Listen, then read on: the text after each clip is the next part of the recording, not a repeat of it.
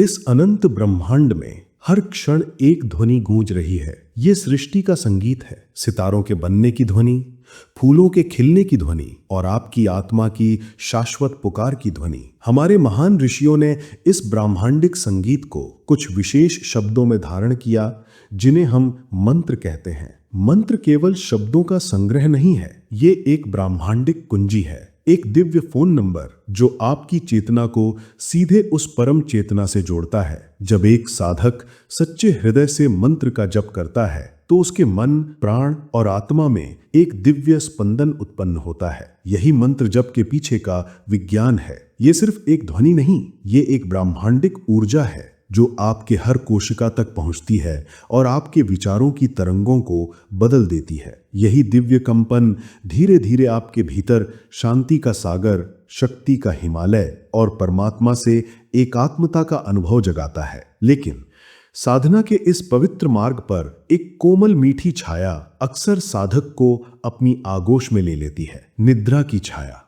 समस्या तब शुरू होती है जब इंसान मंत्र जपते जपते ही बिस्तर पर सो जाता है। कई साधक इसे एक सामान्य घटना समझते हैं। वे सोचते हैं कि चलो कोई बात नहीं, कम से कम सोते सोते भी तो भगवान का नाम होठों पर है। मगर इस साधारण सी लगने वाली घटना के पीछे एक गहरा आध्यात्मिक विज्ञान छिपा है।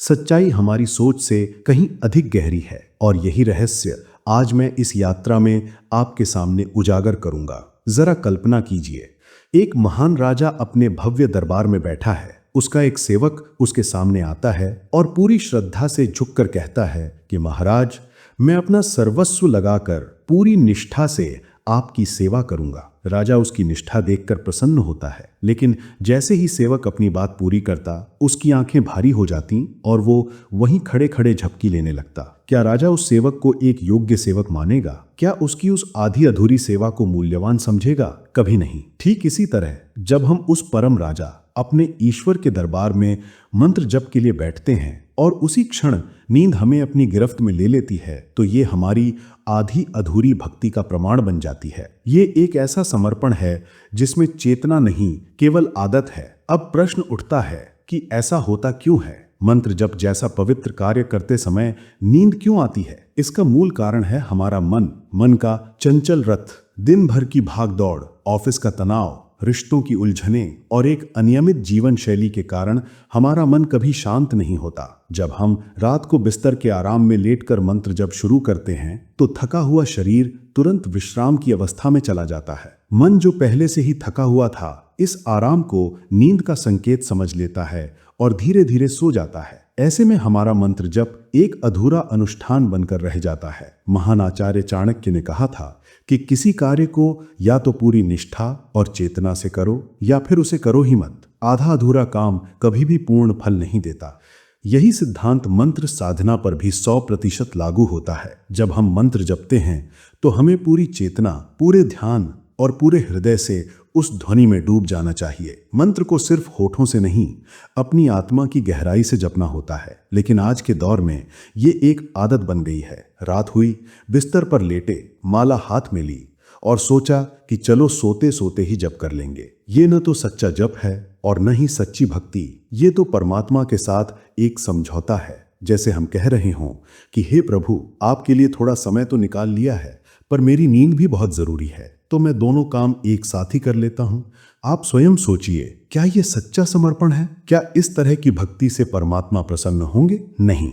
असली भक्ति, सच्ची साधना वो है जिसमें हम अपना पूरा अस्तित्व, अपनी हर सांस, अपनी हर चेतना उस मंत्र की ध्वनि में विलीन कर दें, जहां नींद, आलस्य और थकान के लिए कोई स्थान ही न बचे। मंत्र जपते जपते सो जाने के कई गहरे और सूक्ष्म नुकसान होते हैं। पहला नुकसान, साधना का अधूरा रह जाना। मंत्र एक ऊर्जा का चक्र बनाता है। जब आप जप शुरू करते हैं तो आप एक दिव्य ऊर्जा को अपने भीतर आमंत्रित करते हैं, लेकिन जैसे ही नींद आती है वो ऊर्जा का सर्किट बीच में ही टूट जाता है। जो शक्ति आपके भीतर प्रवेश करनी थी वो बिखर जाती है। ये उस धनुर्धर की तरह है जिसने धनुष पर तीर तो चढ़ाया, लेकिन लक्ष्य साधने से पहले ही उसकी पकड़ ढीली हो गई। वो तीर कभी लक्ष्य तक नहीं पहुंचेगा।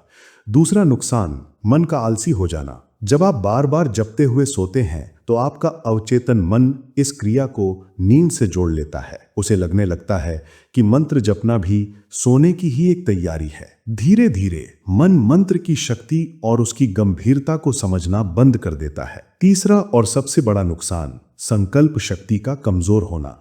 ब्रह्मांड की शक्तियां हमेशा हमें सुन रही होती हैं। जब हम अधूरे मन और सोई हुई चेतना से मंत्र जप करते हैं तो हमारी आध्यात्मिक तरंगें बहुत कमजोर होती हैं। इसका परिणाम यह होता है कि हमारी प्रार्थनाएं, हमारे संकल्प और हमारी इच्छाएं भी अधूरी रह जाती हैं। तो फिर सही मार्ग क्या है? परमहंस योगानंद सिखाते थे कि हमारी रीढ़ की हड्डी यानी स्पाइन स्वर्ग का राजमार्ग है। जब हम सीधे बैठकर मेरुदंड को सीधा रखकर जप या ध्यान करते हैं तो प्राण शक्ति सुषुम्ना नाड़ी में ऊपर की ओर प्रवाहित होती है। यही ऊर्जा हमें गहरी चेतना और ईश्वर से संपर्क का अनुभव कराती है। मंत्र जपने का सही तरीका है एक स्थिर आसन में बैठकर शरीर को स्थिर और चेतना को जागृत रखकर। जब आप ऐसी अवस्था में जपते हैं तभी मंत्र की असली शक्ति आपके भीतर प्रवेश करती है। यदि आप सच में परमात्मा से जुड़ना चाहते हैं, यदि आप अपनी किस्मत को बदलना चाहते हैं, तो आपको मंत्र जप के इस विज्ञान को पूरी गंभीरता से अपनाना होगा। तो इस नींद रूपी बाधा से कैसे बचें? पहला कदम, स्थान और समय का चयन। बिस्तर पर लेटकर कभी जप ना करें। बिस्तर शरीर को सोने का संकेत देता है। जप और ध्यान के लिए घर में एक छोटा सा पवित्र स्थान बनाएं।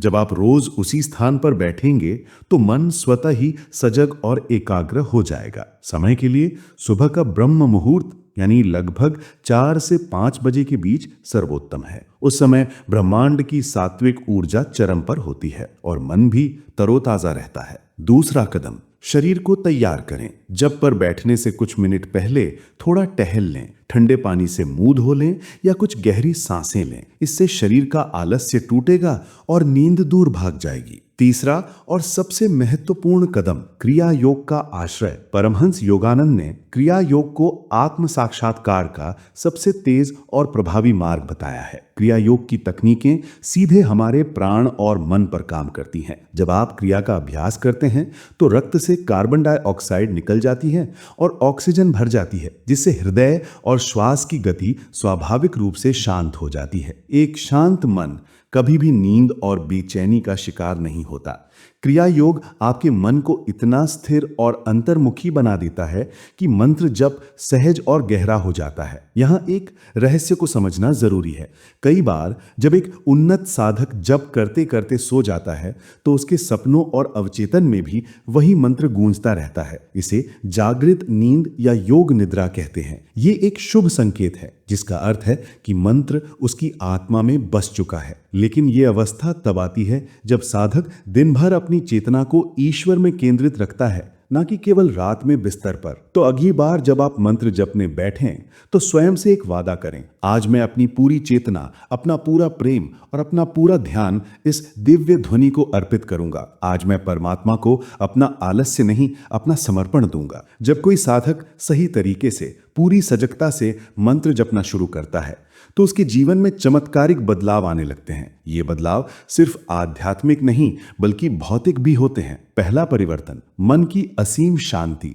जब आप पूरी निष्ठा से जपते हैं तो आपके भीतर का कोलाहल शांत हो जाता है। दिन भर की चिंताएं और तनाव ऐसे मिटने लगते हैं जैसे सूर्योदय के समय कोहरा। मंत्र की ध्वनि आपके मन के तालाब को स्थिर बना देती है। दूसरा परिवर्तन, अटूट आत्मविश्वास। जो व्यक्ति नियमित और सजग होकर मंत्र जप करता है उसके भीतर से भय समाप्त होने लगता है। उसकी आत्मा इतनी शक्तिशाली हो जाती है कि वो हर परिस्थिति का सामना एक योद्धा की तरह करता है। उसे ये गहरा विश्वास हो जाता है कि एक अदृश्य दैवी शक्ति हर पल उसके साथ है। तीसरा परिवर्तन, कर्मों पर विजय। हर सच्चा मंत्र एक स्पिरिचुअल अवेकनिंग मंत्र यानी आत्मिक जागरण का मंत्र होता है, जिसका सबसे गहरा काम हमारे कर्मों के जाल को काटना है। मंत्र की दिव्य ध्वनि एक आध्यात्मिक अग्नि की तरह है जो धीरे धीरे हमारे पिछले बुरे कर्मों के बीजों को भस्म कर देती है। जो दुख आपके प्रारब्ध में लिखे थे वे या तो टल जाते हैं या बहुत हल्के रूप में आकर निकल जाते हैं। यही है नाम जप से भाग्य को बदलना। चौथा परिवर्तन, आभा मंडल का विस्तार। जागृत जप करने वाले साधक के चारों ओर एक शक्तिशाली ऊर्जा का सुरक्षा कवच, एक आभा मंडल यानी ऑरा बन जाता है। यह आभा मंडल न केवल नकारात्मक शक्तियों से उसकी रक्षा करता है, बल्कि उसकी उपस्थिति ही वातावरण को पवित्र और सकारात्मक बना देती है। लोग अकारण ही उसकी ओर आकर्षित होने लगते हैं और शांति महसूस करते हैं। और जब आपका मन शांत है, आत्मविश्वास प्रबल है और कर्म शुद्ध हो रहे हैं, तो मानव जीवन में सफलता आपके कदम क्यों नहीं चूमेगी। एक व्यापारी जब शांत मन से निर्णय लेगा तो उसका व्यापार बढ़ेगा। एक विद्यार्थी जब एकाग्र मन से पढ़ेगा तो वो परीक्षा में सफल होगा।